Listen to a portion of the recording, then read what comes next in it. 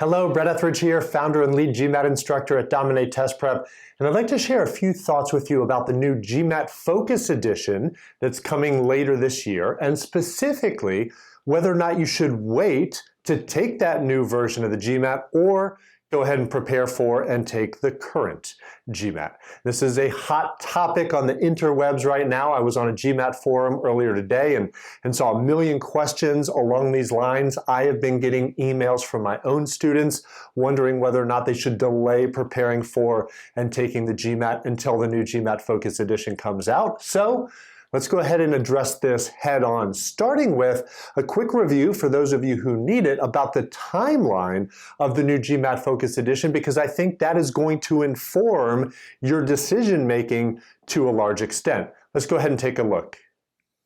So we don't yet know all of the details in terms of exactly when the new GMAT Focus Edition is going to roll out, but we do have some guidance straight from the GMAC, and here's what they have told us so far.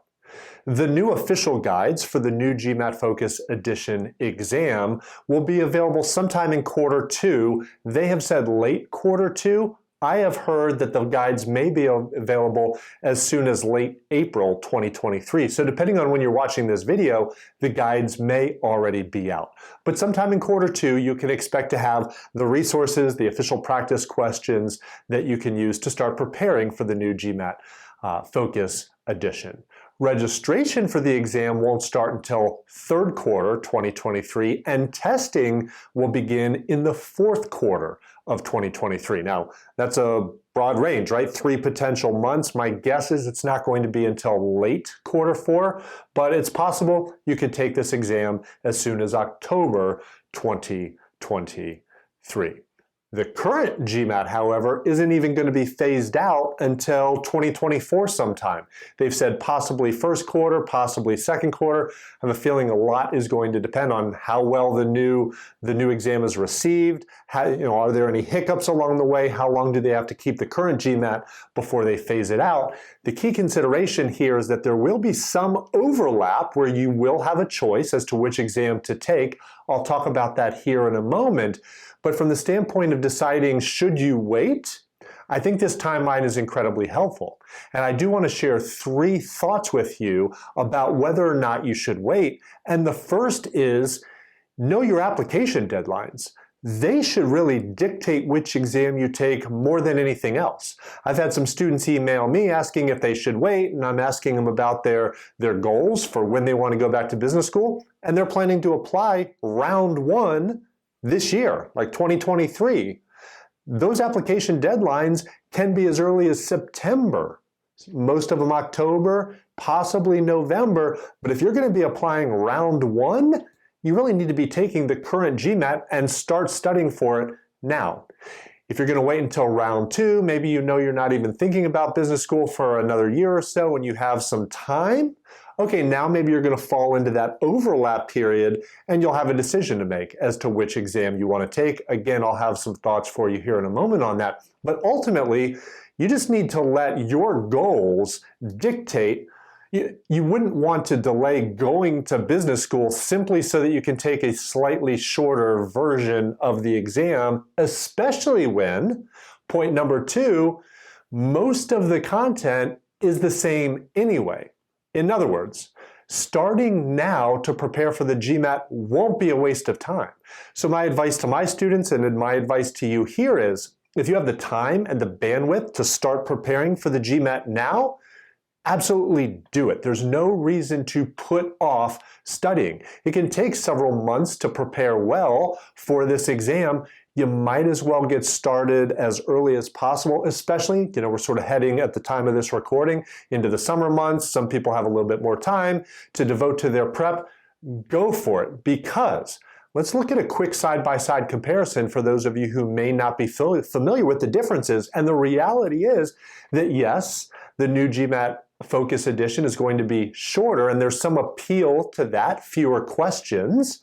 By the way, shorter doesn't mean easier. I'll say something else about that here in a moment as well. But just because it's a shorter exam, most of the content overlaps. A quick reminder of the question types on the current GMAT. And let's look at which of them you still can expect to see on the new GMAT Focus Edition.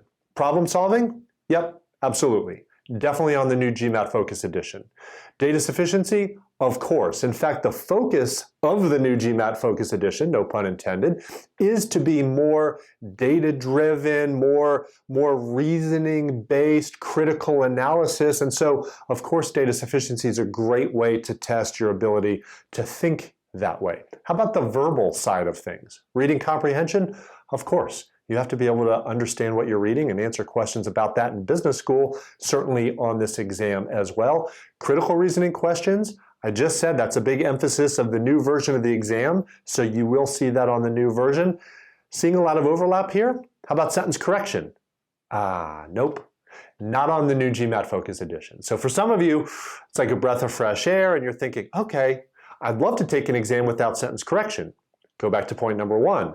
You may not have a choice depending on when you're applying, but that is a major difference between the two exams.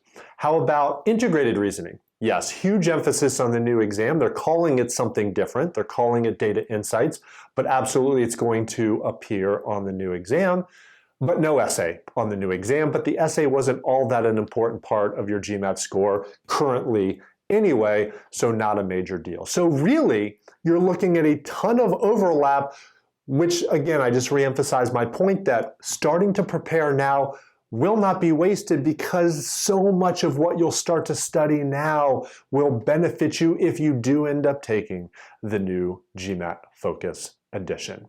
One quick thing to say here, because I've been getting questions about this. While problem solving and data sufficiency will appear on the new exam, most of the content is the same. There will not be any geometry on the new version of the GMAT. And so no sentence correction, no geometry. Again, does that make it a little easier? Possibly. It definitely makes it a little bit shorter because you're missing those two major content areas. But again, so much of the content and question types are the same, it won't be wasted for you to start now. Which brings me to my third point. So first, know your application deadlines. That really will drive most of it. If you end up in that overlap period where you can choose, okay, we can have a conversation around that. Maybe you opt for the shorter, newer version, but I would remind you about point number 3. And this is not to be taken lightly. And that is that the current GMAT has almost 70 years of history. It has a track record. Business schools know what to do with it. They know what a 600 means. They know what a 650 means. They know what a 700 means, 710, 720, you get the idea.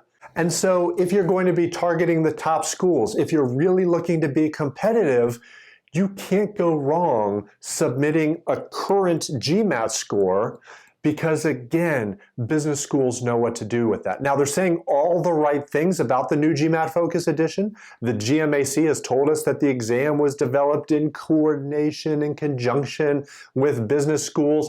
In theory, they want this newer version of the GMAT. That's all great, but there will be a feeling out period where admissions officers are going to be trying to figure out what the scores even mean, how one student compares to another student based on the current scoring algorithm. And if they say they're going to accept it, of course they're going to accept the new GMAT Focus Edition. You can still feel comfortable applying with it and submitting with it.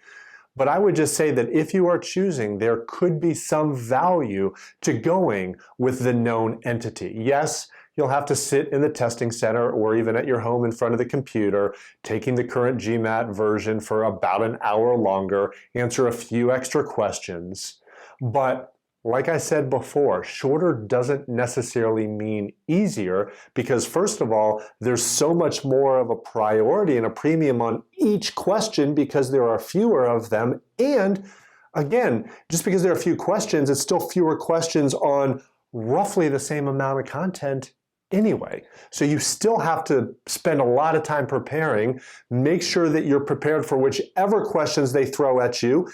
But I do want to emphasize, I think, my take-home point here, which is don't delay. Why put off until tomorrow what you can do today? This idea of reverse procrastination. Put another way by the great Greek philosopher Epictetus, anything worth putting off is worth abandoning altogether. So that might be a little bit extreme perhaps. I'm not suggesting you completely give up on business school just because you might want to wait for the new GMAT Focus Edition, but I think the idea is sound. Carpe diem, if you have the time, let's go ahead, dive in, prepare for the GMAT now. It won't be wasted, and it will only serve you well to start getting your feet wet. So I hope you have found this helpful, some food for thought certainly. If you have any additional questions, you can reach out to me personally, contact information below. Also head over to dominatetestprep.com. Certainly if you're going to dive in and start preparing for the current GMAT now, we've got you covered with the industry's best GMAT prep course. And rest assured that as soon as we know all of the details and they are ready to start taking registrations for the new GMAT Focus Edition, we'll have a prep course for you for that as well. So bookmark dominatetestprep.com. Again, I am here to help you, so don't hesitate to reach out personally. Comments, questions, leave them below.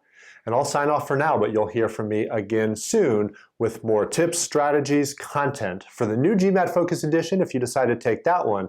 And of course, we've got you covered here on this channel for all things GMAT. Take care, good luck, and I hope to talk with you again soon.